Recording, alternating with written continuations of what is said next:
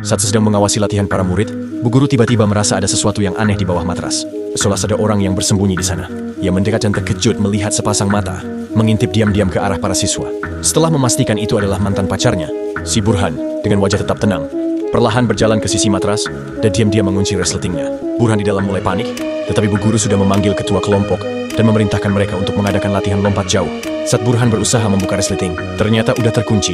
Latihan dimulai.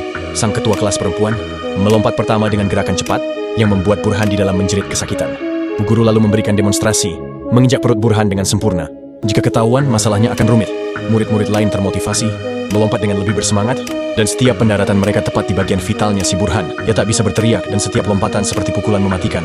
Setelah murid terakhir mendarat, Burhan pun sudah tewas. Para siswa tak menyadari apapun, pulang dengan riang.